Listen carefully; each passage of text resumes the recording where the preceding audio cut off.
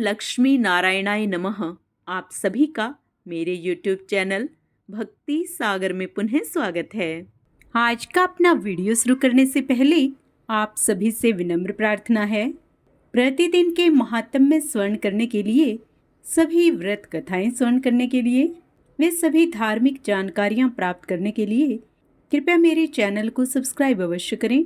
Video यदि पसंद आता है तो लाइक एंड शेयर भी करें। आइए अब 15 मई 2025 का पंचांग जान लें। विक्रम संवत 2082, ज्येष्ठ मास, कृष्ण पक्ष, तृतीया तिथि, दिन वीरवार। वैशाख तृतीया तिथि का प्रारंभ 15 मई को सुबह 2:29 पर होगा, जिसका समापन 16 मई को सुबह 4:03 पर होगा। नक्षत्र ज्येष्ठा दोपहर 2:07 तक, उसके उपरांत मूल नक्षत्र प्रारंभ होगा। शिव योग सुबह 7:01 तक, उसके बाद सिद्ध योग प्रारंभ होगा। सूर्योदय सुबह 5:48 पर तथा सूर्यास्त शाम 6:56 पर होगा। चंद्रोदय रात 9:37 पर तथा चंद्रास्त 16 मई को सुबह 8:12 पर होगा। आइए आज के कुछ शुभ मुहूर्त जान लेते हैं। ब्रह्म मुहूर्त सुबह 4:13 से 5:01 तक रहेगा। अमृतकाल सुबह 4:27 से 6:12 तक रहेगा। अभिजीत मुहूर्त सुबह 11:56 से दोपहर 12:48 तक रहेगा।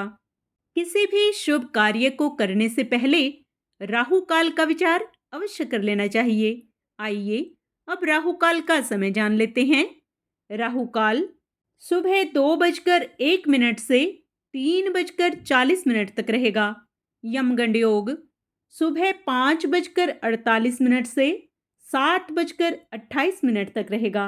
सूर्य 15 मई को सुबह 12:11 तक मेष राशि पर रहेंगे।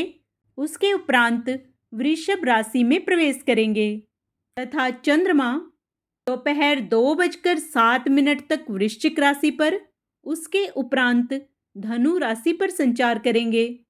चंद्रमास अमांत वैशाख, पूर्णिमांत ज्येष्ठ रहेगा।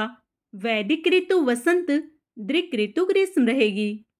आज के दिन वृषभ संक्रांति का पर्व मनाया जाएगा। गुरुवार को दक्षिण दिशा में दिशाशूल होता है, इसलिए इस दिन दक्षिण दिशा की यात्रा करने से बचना चाहिए। यदि यात्रा करना आवश्यक हो तो इस दिन आप दही खाकर घर से बाहर निकलें। आपकी यात्रा सुखद होगी। गुरुवार के दिन भगवान विष्णु और बृहस्पति देव की पूजा करने से घर में सुख, शांति और समृद्धि आती है। इस दिन के कुछ विशेष उपाय जान लेते हैं। गुरुवार की सुबह जल्दी उठकर स्नान कर लें और फिर सूर्य देवता को अर्घ्य देकर अपने दिन का आरंभ करें। उसके बाद अपने घर के मंदिर में भगवान विष्णु की पूजा करें और उनके सम्मुख घी का दीपक जलाकर रखें। और अच्छा होगा यदि आप कलावे की बाती से यह दीपक जलाएं और उसमें थोड़ी सी केसर भी डाल दें। भगवान विष्णु आपसे अत्यंत प्रसन्न होंगे और आपके जीवन को सुखी और समृद्ध बनाएंगे। गुरुवार को विष्णु चालीसा या फिर विष्णु सहस्त्र नाम का पाठ करने से आपके घर पर विष्णु भगवान की कृपा बरसती है और तरक्की के मार्ग खुलते हैं।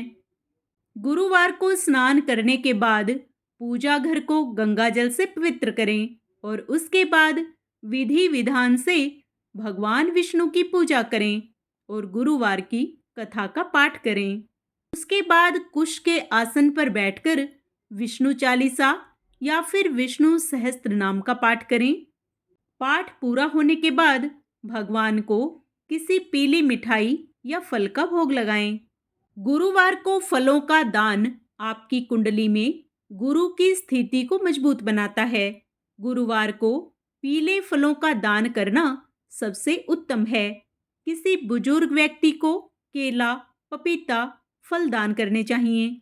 इसके साथ ही जरूरतमंद लोगों को फलों का दान अवश्य करें। अस्पताल में जाकर मरीजों के बीच में भी आप फल बांट सकते हैं। ऐसा करने से आपको बहुत पुण्य मिलेगा।